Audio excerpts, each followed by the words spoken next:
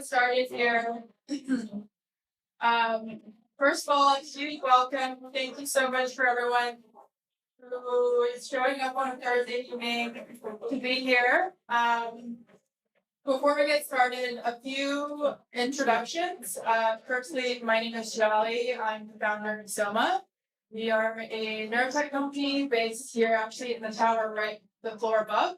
And our mission is to make brain health and neuro more accessible.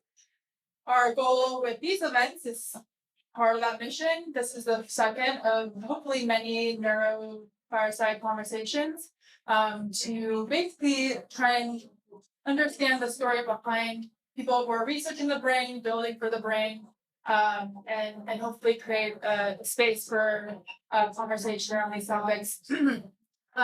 Big shout out to Morgan and Frontier Tower for helping us host and co-hosting. I'm just going to hand it over to Morgan real quick.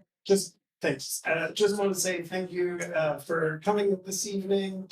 Welcome to Frontier Tower. If this is the first time that you've been here. Frontier Tower is a vertical village for frontier technology.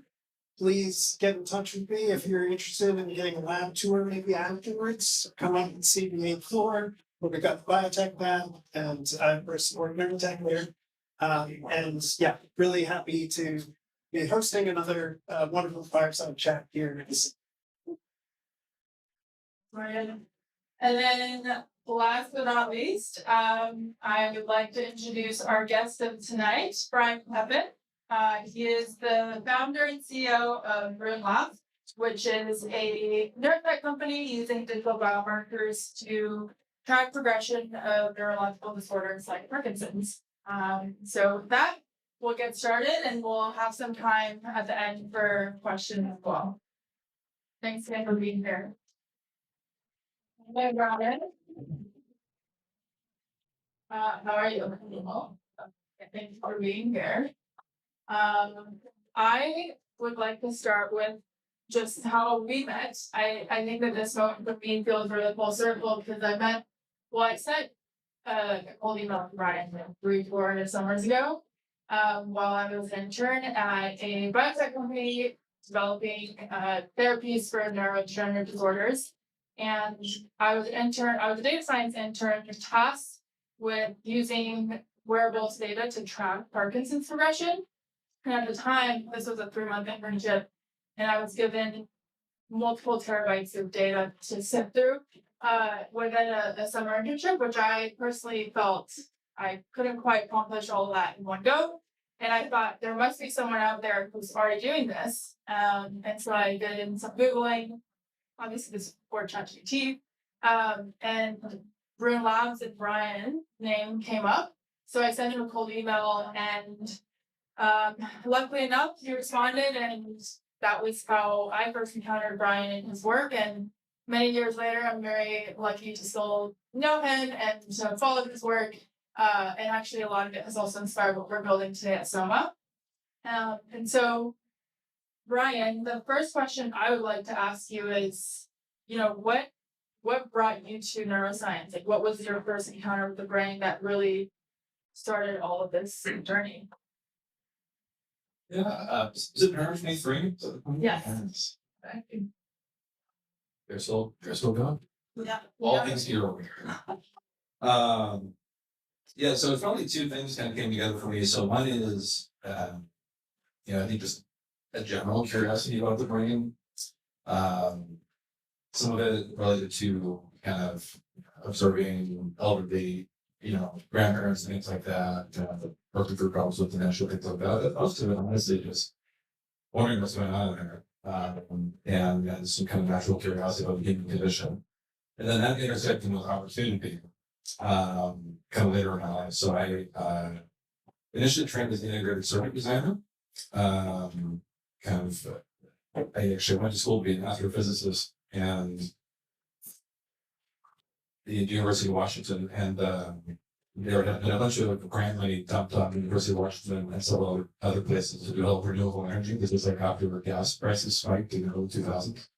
And so the electrical engineering department was going around hunting for undergraduate researchers in the physics department. And they found me, and I was a very idealistic 18-year-old I had a 19-year-old at the time. Oh, yeah, super low renewable energy. And so they got me into electrical engineering, integrated circuit design, and ultimately kind of got me down to Berkeley for grad school. And when I was at Berkeley, I noticed that a lot of the my favorite colleagues, the people that were really smart and wanted to do more work with, were all gravitating towards recognition interface. And so there was also another big pile of government money to dump at the university, this time by DARPA, to develop next generation recognition interfaces. And so this is a great opportunity. This is in the brain, and I really thought I could make a career out of it, but maybe this is a shot. And then I fell in love with it. I fell in love with it so much that I kind of abandoned the circuit design and just went full systems things. And did that for the rest of my grad school. And then ultimately followed some of those circuit designs down to secret project at Google, which became Verily, and got to a lot more really interesting neuroscience work, and ultimately founded the Rune after that. I definitely want to come back to your work at Berkeley as well as Verily, but before I do, in the transition of becoming, say, astrophysicist? Well, I never became an astrophysicist. To become astrophysicist. I wanted to, yeah. Now to neuroscience, do you still feel like you're an idealistic person building in neuroscience? I think you have to be, because it's a really hard problem. It's a really hard problem to solve, and it's at least be optimistic, if not idealistic. That these things can be figured out even in the face of a lot of aspects of the healthcare system, which kind of fight back against it. Of all the questions that you had about the brain when you first started out, or that piqued your interest, what are some of the questions that you still hold, and what are some of the questions that you still feel idealistic about solving?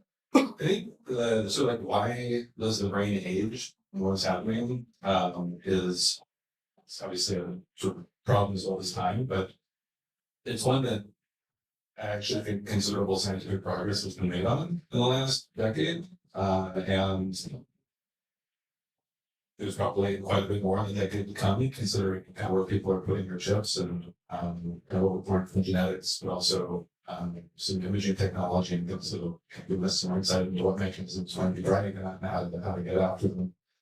I also have two very young kids, so seeing the other end of that spectrum, the developmental neuroscience side, and kind of seeing it all forming. That was the first part of neuroscience I really fell in love with, was developmental neuroscience and kind of how the brain forms and how motor circuitry comes together and all these complex processes kind of evolve. Yeah, I think to kind of see it kind of go in the reverse direction later in life. It's an interesting question as to why that happens, why it has to happen, how to change it happening. So I think that's one I really actively think a lot about right now, for sure. The neurodevelopment side or the teaching? Both. Because so I work in and around Parkinson's and Alzheimer's, and these are fundamentally neurodegenerative diseases of aging. And Parkinson's in particular is about as good of a model as we have for accelerated brain aging generally. A lot of the processes that undergird Parkinson's, the neuroinflammatory processes, mitochondrial processes, neurodegeneration, they do occur sort of quote unquote naturally in every person of the age of 65, just at different rates. Ultimately, if we solve cancer and cardiac disease and obesity and all that kind of stuff, we're all going to suffer the same fate, unless there was some progress there too. Yeah, I think I recently saw something that ironically we're so focused on longevity and curing cancer, and of course obviously really important. But now that people are able to live past these diseases, more and more people are actually getting neurodegenerative disorders, and so you actually see this strong correlation between lower cancer risk, for example, and higher rates of dementia. And so to your point, I think now we're kind of almost last frontier per se of how do we really live longer and healthier lives. Going back to really quickly what you were doing at Berkeley, can you briefly go a little bit deeper into some of the early works that you were doing on the neuroengineering side? Yeah, so so DARPA had funded two big projects, one on the East Coast, one on the West Coast, to develop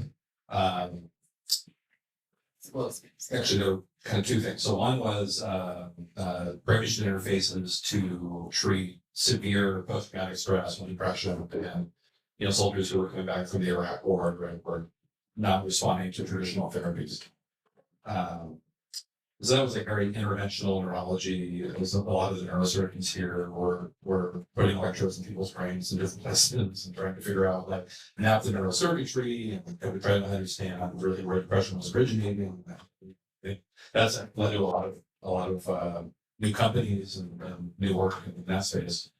And then the other area was sort of more like output oriented. So how do you interpret? And the idea was around kind of building speech and vision processing some of this or like replacement of robotic arms and things for wounded warriors. And a lot of those folks, that's actually where I spent more of my time. And a lot of those folks that I worked with went on to now, they were founding members of Neurolink, Synchron, Precision, and they kind of like seeded that whole industry. Yeah, so I was on Team Berkeley, it was Berkeley, UCSF, and Livermore, kind of working that nexus. And yeah, it's great to spend a lot of time in the OR and a lot of time in the lab, in addition to, I have a computer running some of the articles. Yeah, and then Verily, so I went to, there's a scope course project in Google X, and then I got spun out into Google Life Sciences, and then Verily.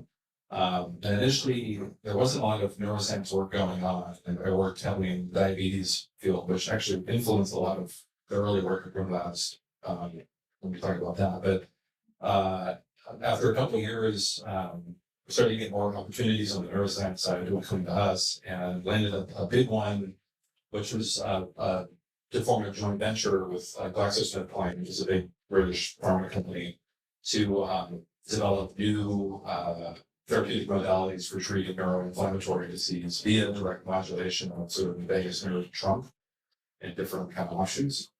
And that was just about perfect project for me. So I helped spin out a joint venture. I ran the sort of Verily half of that, which was doing all this kind of software analytics, device development, and then we in about 2.5 years developed a complete, from scratch implantable system to go after rheumatoid arthritis as an initial indication.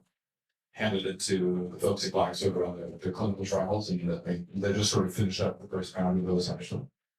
And yeah, so that was a really amazing opportunity to build a plant from scratch with someone else's money, because it was very expensive, and learned a lot. And I think through that kind of period of being at Verily and working with Glaxo and talking about other companies and other stakeholders and others just about brain stuff. There's somebody helping with that.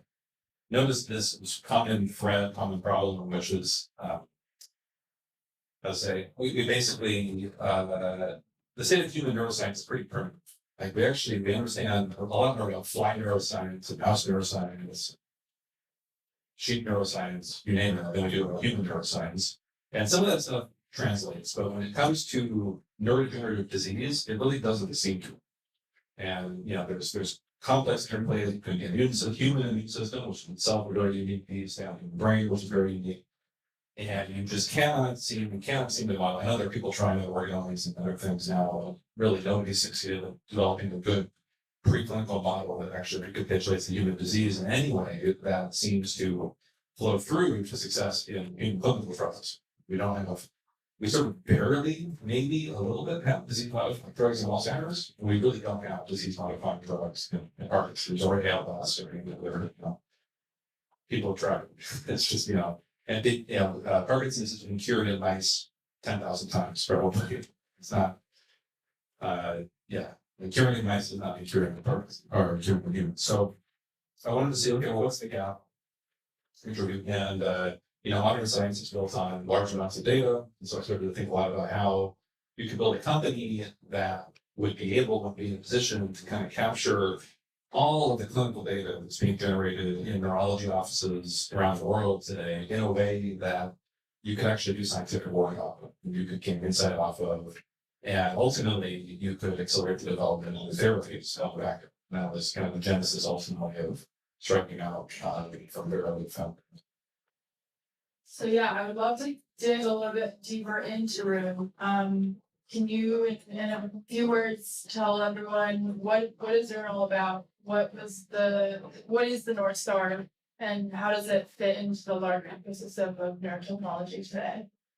Yeah, the goal of Rune is to be some ways a bridge, particularly like a data bridge, but a bridge between the world of clinical development and promising new drugs that people want to try to test through, and the sort of messy clinical realities of the world, and the fact that the practice of neurology is like 50 years in the past and still quite primitive. And that there's a lot of ways in which we built that bridge in terms of partnering all the way on early clinical development, helping people design better trials, helping people find the right patients for their trials, through to supporting commercialization and helping people get actual real world evidence for their therapies that's valuable for actually getting paid for them by payers, but also valuable in helping clinicians understand how to actually use them and which patients and what the decision tree should be.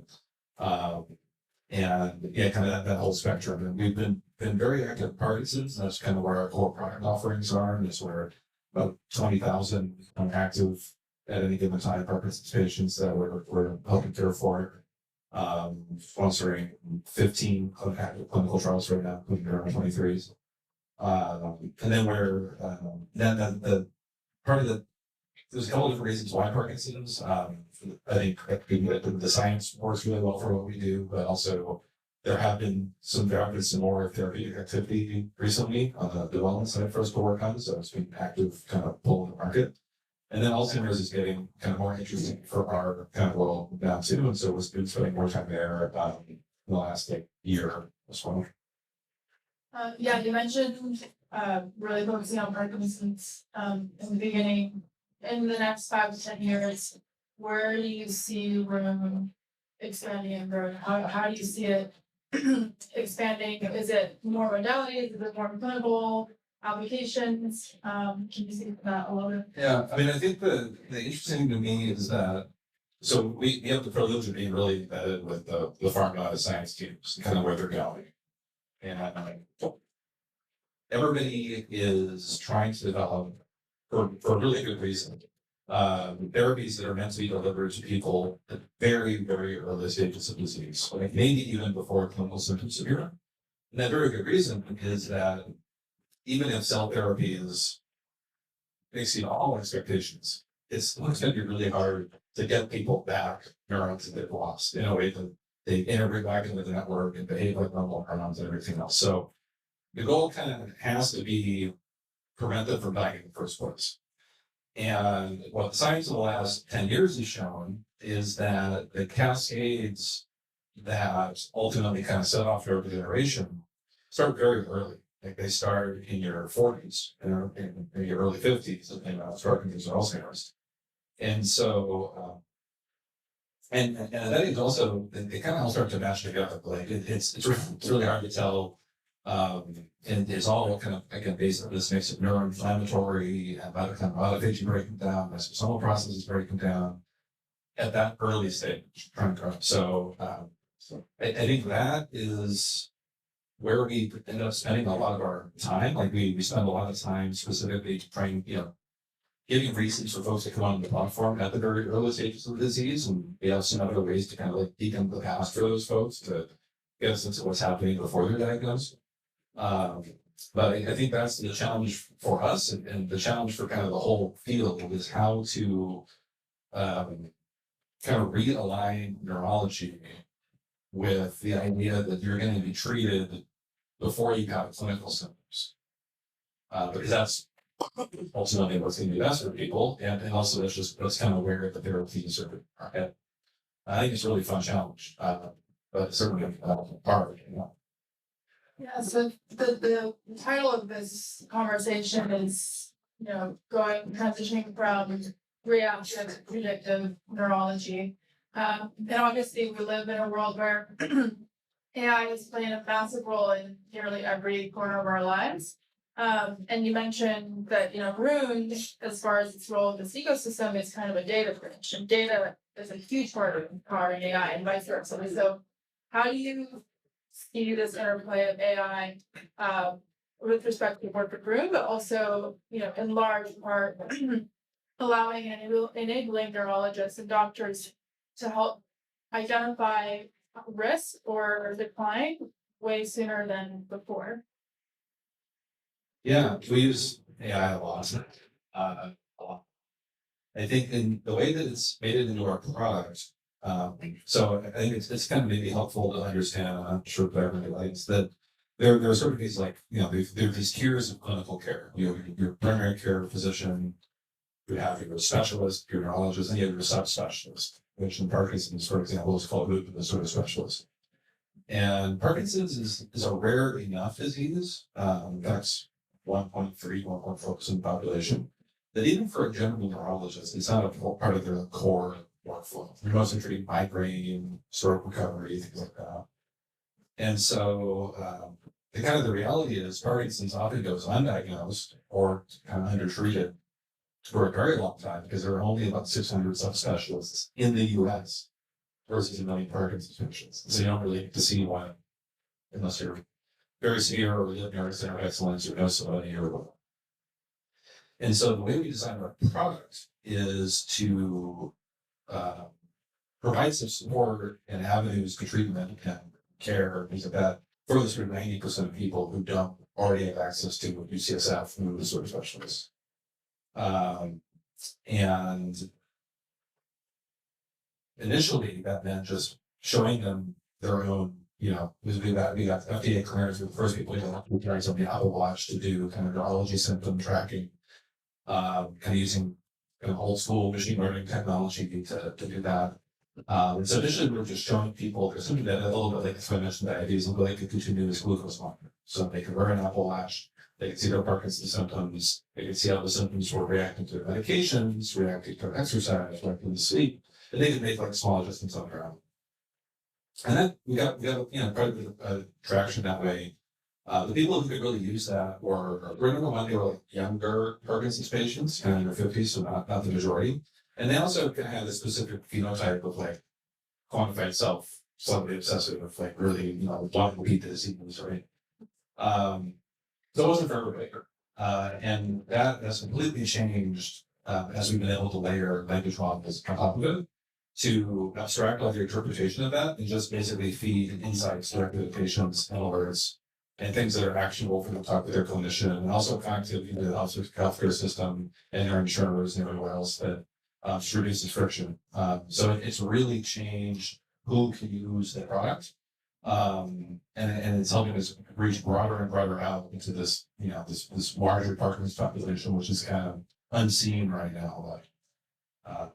We also use a lot of that kind of development side for things, but I think that the product side is probably the more interesting one. You mentioned insights and actionable insights. How do you define that? Because, we're building a consumer neurotech company, and it's a big topic in consumer health in general. Of we don't want to just throw data at people. We want to be able to give them insight, give them something that they don't know. But how do you define that? How do you make sure that it's not something that's super obvious? Yeah, so this is why Parkinson's was a really nice place for us to start. So there are no disease-modifying therapies available for Parkinson's, but there are a whole range of symptom-modifying therapies. There's first line, second line, third line therapies. You kind of have leverage up. But they're not very easy to dose, administer. There's absorption issues. There's all kinds of things why they don't work as expected. And there's a lot of heterogeneity in the way that they affect each different patient as well. And so what we can do is we can say, hey, here's what we think is going on. Here's what you should talk about with your clinician. And we've been more and more aggressive about like, hey, maybe you want to talk about your fourth big dose of the day, how there's breakthrough dyskinesia afterwards. And, you already tried reducing your levodopa, so maybe talk about adding managing with your clinician and pushing. And we can see what's the clinical action taken. And we have connectivity to the records and things. We know clinical actions taken. And then we can see, did it change the way we expected? And we get to see that, so 20,000 patients. So on any given day, we have maybe 8 or 9, probably more like 15 clinical visits. And we see, so a few times a day, we get to like test our hypothesis, test our algorithms, and, make sure that they're performing well and then kind of continue to build up that data set that we can use to train the next model and improve. So I think that opportunity to actually see the cause and effect is huge. It's one of the reasons we've been able to get the model performing the product performance to where it's at in PD. And it's one of the reasons why we haven't played super hard with Alzheimer's, because they don't have that same kind of therapeutic landscape of Alzheimer's yet. Although they can pursue emerging things that are maybe interesting. Neurotech has obviously made huge leaps over the last 5 to 10 years, I would say. It's accelerating continuously because of AI, because of the hardware innovations. And you were in a place, in an environment during grad school and during the early days of Verily, where you really were surrounded by people who are now building this really legendary company, the Neurotech. What have you learned, and what has been unexpected about your Neurotech journey, and what have you had to unlearn over the last years of building Rune?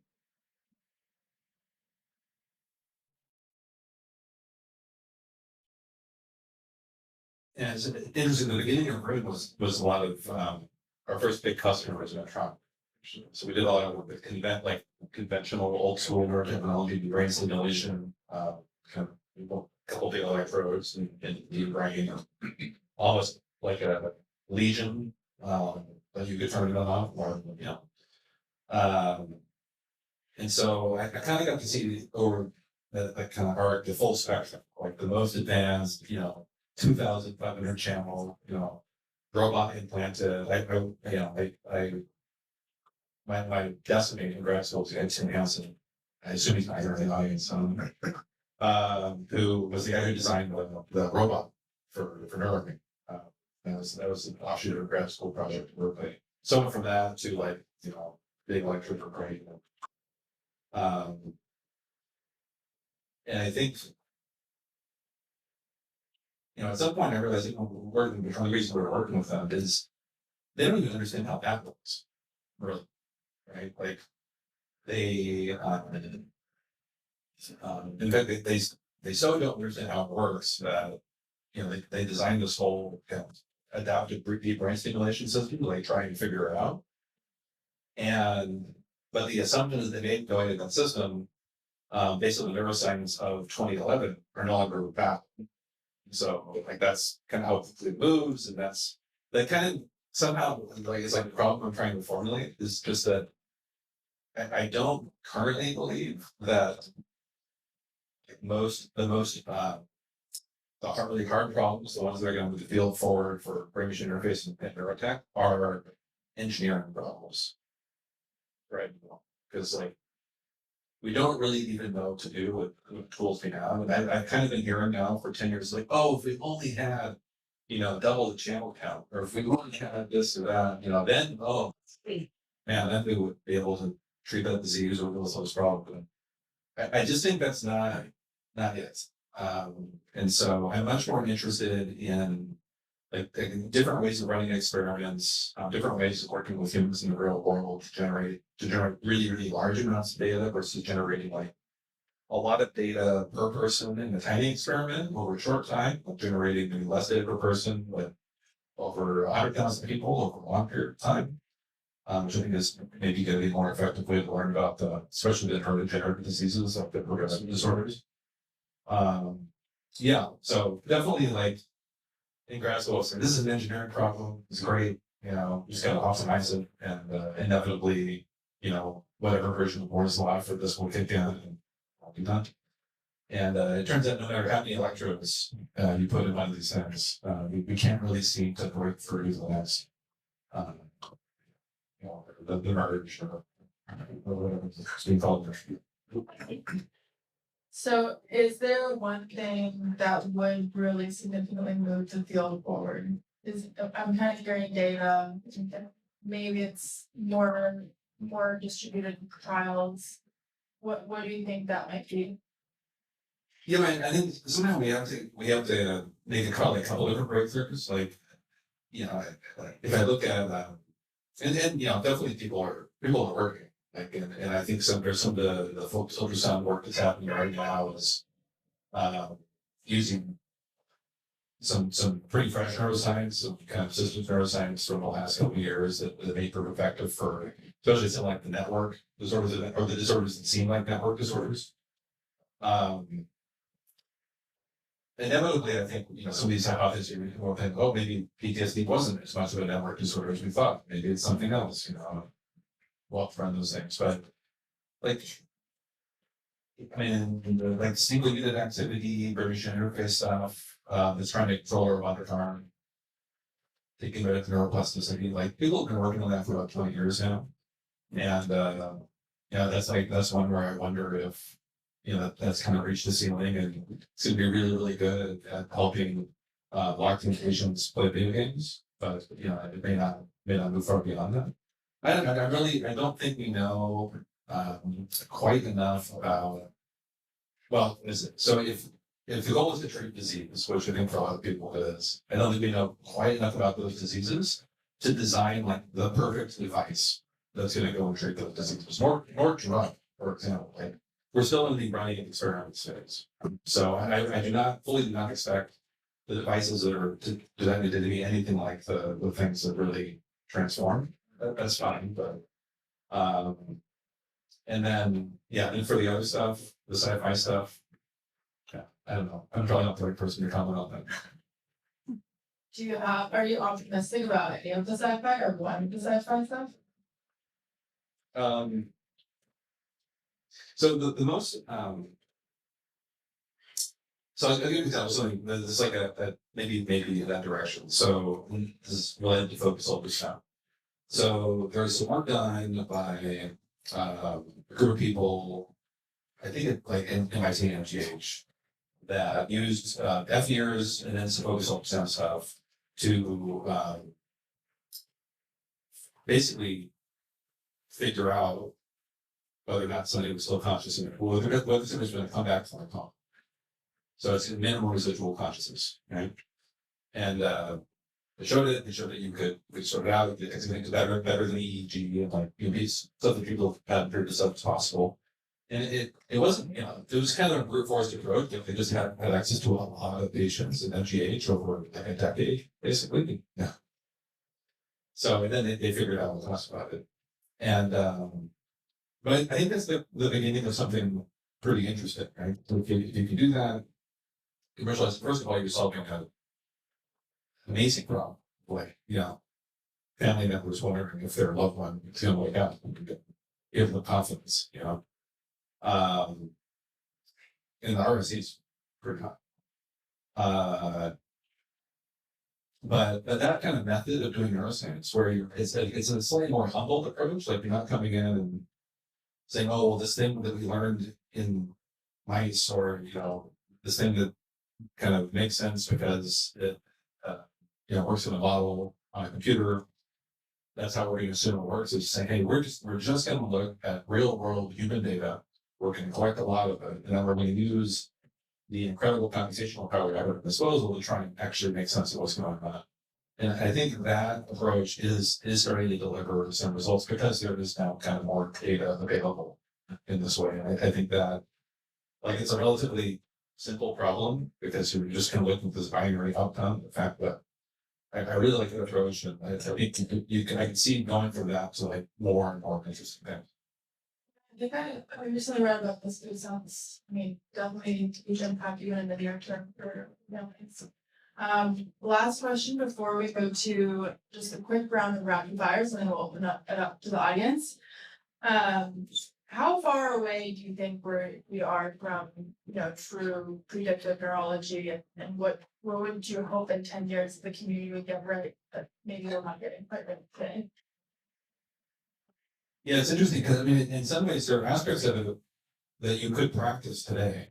It's just there's not a lot to do about it. Like you can look at some of these genetic risks. You can actually you can get a whole half of them you can sort of from LabCorp, and half of them you can actually get from other places. You can get lab panels that will basically tell you if these neuroinflammatory cascades have started or not. Okay?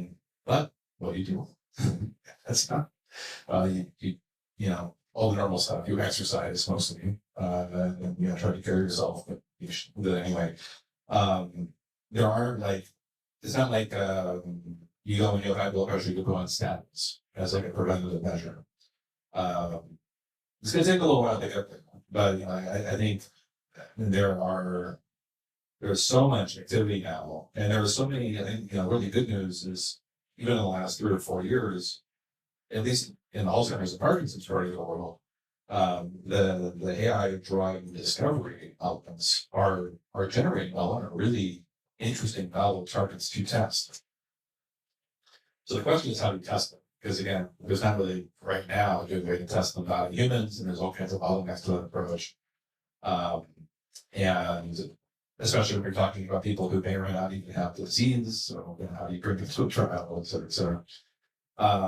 But I think that's where all the fun is now, and I think that's sort of where I can imagine, probably not in the next 5 years, but I would bet the next 10 years, there will be a sort of like GLP-1 moment for neurodegenerative disease, where there's going to be a drug that is developed for Parkinson's or Alzheimer's that targets some neuroinflammatory, mitochondrial, whatever mechanism that's accelerated in that disease. But then people will realize that, oh, like I can take this and reduce my normal energy, sort of like GLP-1s are taking it for diabetes. People realize, oh, actually, I can also take this for weight loss. I think that will happen probably decade time horizon based on, and there's just so much stuff in the pipeline now. I'd be very surprised if in the next 5 years you don't have something in that kind of world that's working with Alzheimer's, Parkinson's, and then if I look at the GLP-1 kind of timeline, it would take about 5 years, then they kind of translate that for more general awareness. Yeah, I guess are you referring to studies that showing like early indication that GLP-1 might also play a role in? Well, there was that time, so there was a massive GLP-1 clinical trial that failed for Alzheimer's last year. Interestingly, the reason it, you know, there's mixed scientific opinions, but I think the sort of consensus is that it actually did, in a way, kind of hit the target, which was it was meant to be a neuroinflammatory like reducer, and you can look and see that in fact these people's neuroinflammatory biomarkers were reduced in CSF and blood. It just didn't change the trajectory of Alzheimer's because there were so many other feedback loops and cascades that have already started, and there's all kinds of toxic proteins and things like that that are kind of blocked in. And so that can goes back to, well, if maybe neuroinflammation is involved, but actually you would want to do it 20 years earlier before any of those feedback loops are. But no, I don't necessarily think it'll be GLP-1 specifically, but it'll be a drug that has disease modifying effect, Parkinson's or Alzheimer's, maybe ALS or something, that has a really good safety profile, and then people can realize, oh, like I can take this for my brain health, and I maybe should be if I care about it. You know, even if I have an MCI, you know, sorry, I have memory problems. So I think something in that vein very, very helpful. I also look forward to GLP-1 moment with brain. Okay, we're gonna transition to a quick round of rapid fires, and then we'll open up to any questions that y'all have. So, really quickly, what was young little Brian like, and what would you think of Brian now? Well, astronaut, I wanted to be an astronaut, and would be disappointed that I was not an astronaut. Probably. I mean, the brains, I don't know, arguably equally. I would think that argument. I don't know if I am so receptive to it, you know. What is one book or movie that changed how you think about the brain? I read any one, but I read a lot of Oliver Sacks when I was like 17, very impressionable age, and that definitely kind of opened me up to the idea of looking at the brain through a very human lens, and like not looking at it in a biology lab, but kind of really trying to interpret it through human behavior. What's the question you wish someone in this room would ask you that nobody ever does? pass. How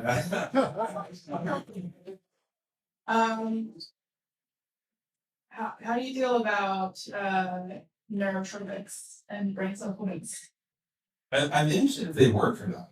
It's really like, because like one of my sort of pet projects is helping people run N-of-1 clinical trials on themselves to figure out if things do work or not. And I have some friends and also some kind of users of our platform that are doing that. Because I suspect for some people, under some circumstances, they have an effect. I think it's just that they're, nobody knows right now for any of these things. So I'm very curious if they work, or what circumstances they work, and what them working or not could tell us about the brain. If you weren't building Rune, what would you be doing instead? I always joke that, I'd get into local politics because that's my other hobby course. But probably not, I'm being honest. No, I'm very, very interested in like how to study biology in humans. So, maybe something around how clinical trials work, or really reimagining what's possible when you can distribute that out using some of the modern infrastructure available. If you could measure one thing about your brain that you can't measure today, what would it be? And so again, GM kids, so sleep has been, hard to come by. Actually, it's been a little better recently, but I got kind of interested in the idea if you could like quantify, and you kind of can, but memory basically, like in a way that is a little bit less cumbersome than having to do like working memory tests all the time, which there are all kinds of problems with. And so still very interested in that idea. Following, I've tried a few things, haven't been super impressed, but I want to find how good memory is he getting better, and not just in like a working memory kind of task related game training way, but like in a quantifiable biomarker related way. And the last one is, what is your brain health tip of the day for everybody here to walk away with? I am, this is cliche probably, but I'm always shocked. The more we work at Parkinson's, the more research we do, the more data we collect, how amazingly beneficial high VO2 max exercise is for your brain. It is shockingly beneficial, probably actually neuroprotective. So I'm not saying that I get enough of it personally, but I would strongly encourage you to do it because of the brain health to get zone 4, zone 5 exercise a couple times a week. I feel like I'm barely in zone 3 these days. All right, thanks so much, Brian. Maybe a quick round of applause.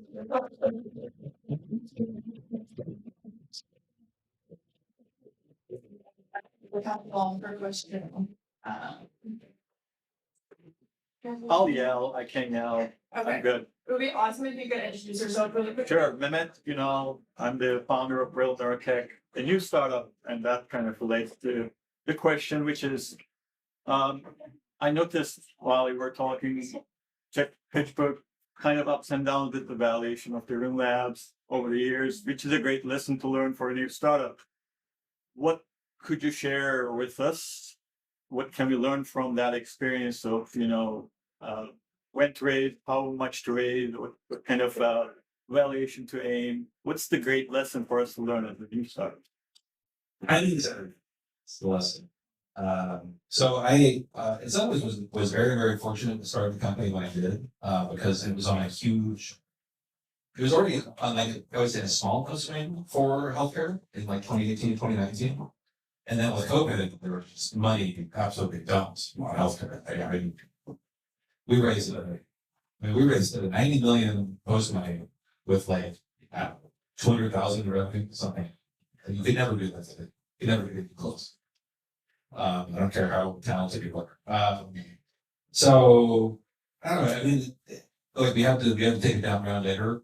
We got funded. Did a lot of fine. I'm not sorry that we raised as much capital as we did because we survived. We built the product. We did have an offer to like sell the company around that time, sometimes I think maybe we should take it out. Then we would, I mean, the company, I don't think was ready, then I think we would have really, been able to have anywhere near the impact of Parkinson's that we've had if we made that decision. So overall, I'm happy with that choice.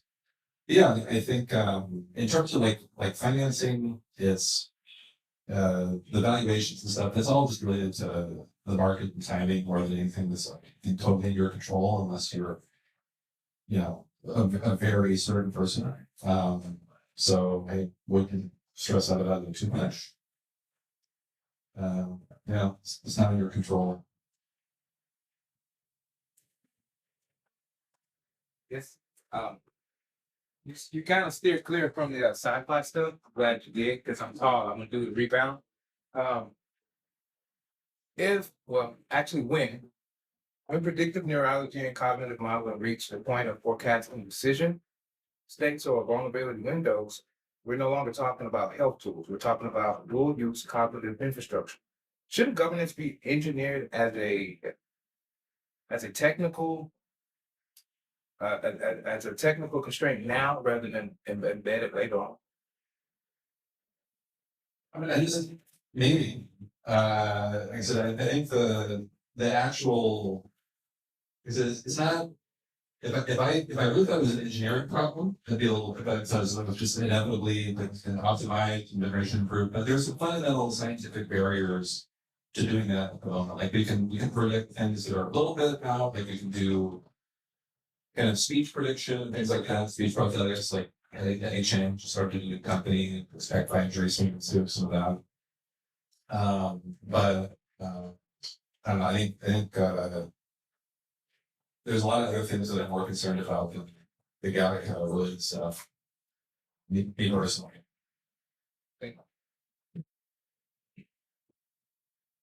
Yeah. Sure.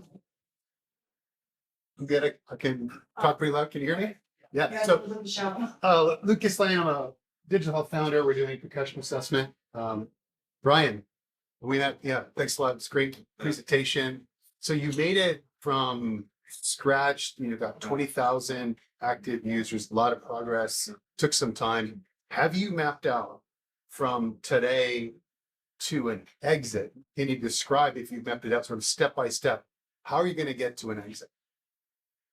Yeah, I mean, it's interesting. The company is a little bit of decision point right now, and we'll see kind of which way we end up meeting in because I think they're both good.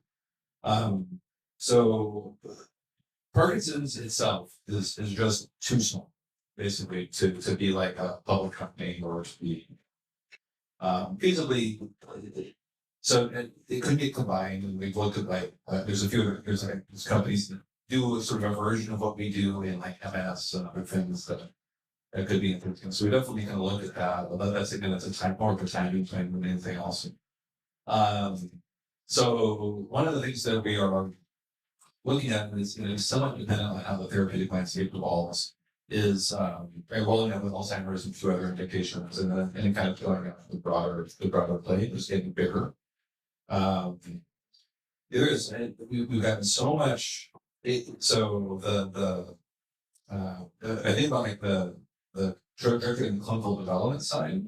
In the first couple of years, we were like a curiosity, basically, and there were people like in the companies that would evangelize us. But it was always like, oh yeah, we'll add these guys to the clinical trial. Why not? Like it's an exploratory endpoint. We'll look at it at the end, and then it evolves like, oh, actually, like we're going to be a secondary endpoint. We actually like publish this outcome, we like advertise it, and in the last year is the first time that we've actually been embedded in the clinical trial protocol as part of like an adaptive design, which is actually using our data in different ways to help the trial just actually run differently, fewer patients, shorter amount of time.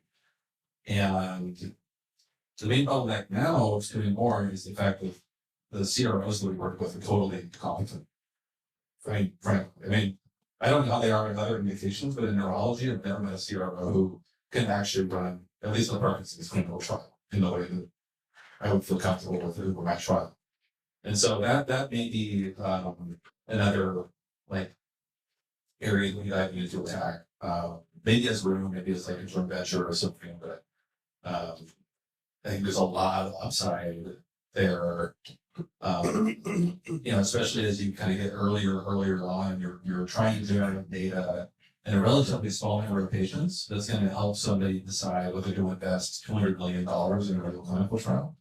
I guess there's so many things to try, with a long try, and there's a tiny handful of competent sites that can actually test these things. And like, how do you maximize that? And it's very interesting.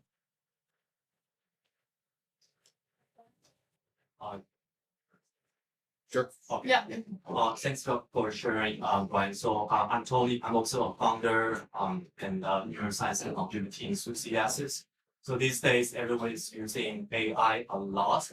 Sometimes for myself, after a long time use of AI, I feel like it's like playing TikTok. It's really bad for my brain. I have to do some reading to get my brain back. So I'm curious, how do you think it should protect our brain in this kind of AI era? What's your point?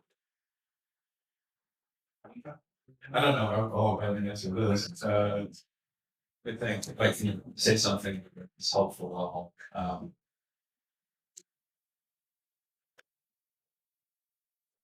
I think addiction is bad. Is that controversial? I guess if you feel addicted to it, we should probably try to stop using it. Yeah. But if you don't feel addicted to it, then you can stop. Maybe it's fine.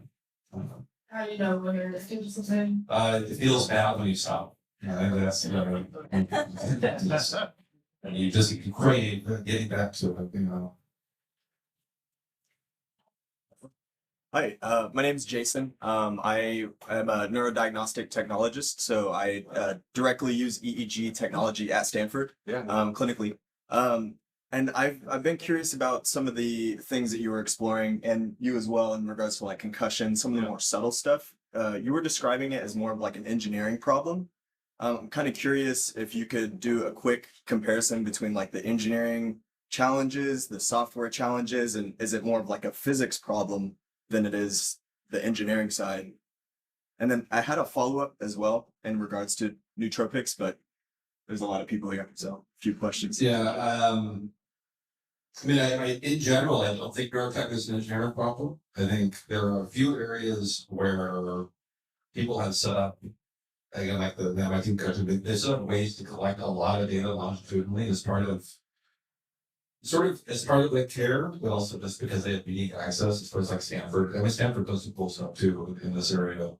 I think people had tried this work with EEG before, and it didn't work for whatever reason. Like the information content in the EEG that they couldn't extract, Right, just wasn't there, right? And so the focus ultrasound kind of imaging goes deeper into the brain and a lot deeper at a higher resolution. Yeah. And it seems to be that kind of crossed over a threshold of allowing for the predictions to work. I think there's still a lot of people trying to figure out exactly what's going on here and why and what the prediction content, but that may be the physics problem that you're referring to. It's just it's kind of resolution at depth and EEG is kind of like a low resolution, whereas like the basal ganglia are so deep that you really need some high precision to detect changes there. Yeah. Thank you. Maybe like 3 more questions? I saw you had the hat. I'm Pooja, I'm a political scientist by training, and I lead Neuro research at an AI startup currently. But the question that I had was related to work coming out of Anthropic, where like interpretability research, where you can actually kind of identify the circuits that are activated in LLMs when certain kinds of tests are being done, and we're just the beginning of it, but we're going to understand that better and study more directly than we can inside the human brain, because we don't have to put probes in our brains to figure that out. And I wonder if you thought about how advances in, I guess, the neuroscience of AI might potentially inform the kind of work you're doing. Yeah, so back in grad school, I was there when like the maximum peak amount of brain initiative money kind of coming in, and a lot of the smartest AI researchers were working in that era at the time because there wasn't a lot else for them to do. Like they have some tools that is very bottom. And people were really interested in that sort of interplay of like, as you build these systems where you look about consciousness, how can you map it on? I think all the smart AI researchers are now working elsewhere for financial reasons and different incentives. So I don't know. I haven't seen a lot of super like new work there in the last probably 5 or 6 years that I thought would be super interesting. But I still think it holds up like just a lot of promise. I don't know if it's maybe directly. I would suspect that you would see impact first in something more like major depressive disorder or perhaps autism. Although you know. There are elements of autism that are suited a little bit more like an inflammatory disorder or things like that. So I think we'll see, but yeah, the talent is not there right now to move that along. Okay. Some more? So I can over here.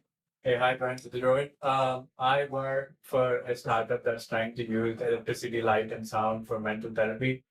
I'm curious if you're seeing new research on brain stimulation with electricity, magnetism, and light, and even sound. You talk about a lot of drugs, but are there any new insights on using this medium for mental stimulation? There's always people trying. There's a phase 3 from a company out of that Boyden's lab called Cognito. Right? They sort of like shine rapid pulses of light in your eyes and try and interrupt protein folding. And then there's a company that's doing something that's called photopharmacs that just completed the phase 2 Parkinson's. I say the reality is these companies are sort of like relegated to the fringe of society. Like they do not have acceptance by clinicians. They tend to not get funded very well, and so they run kind of weird, compromised clinical trials as well. I suspect that because of some of those realities, if there is a breakthrough to be had there, it's probably not going to come from the US. It might come from India or China or somewhere else where like there's a different set of incentives.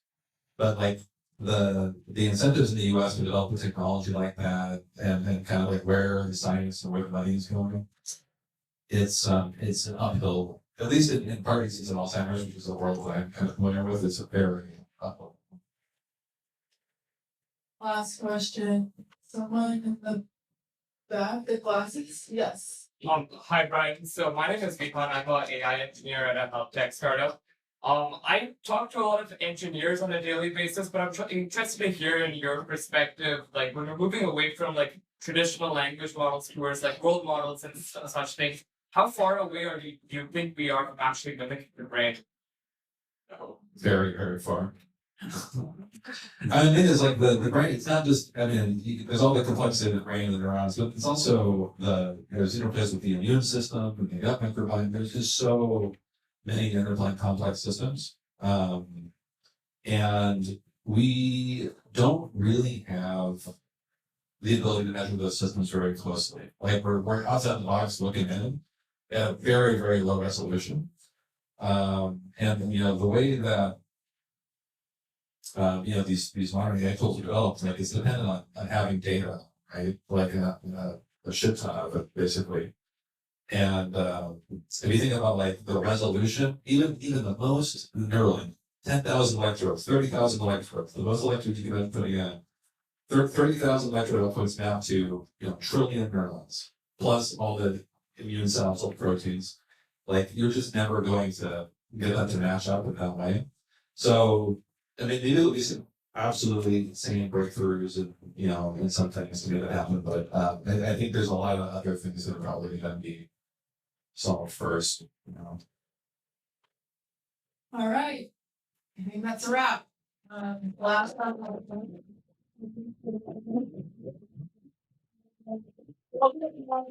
Stuff to stick around and hang out. Yeah, and hope to see you at the next one. Thanks, everyone.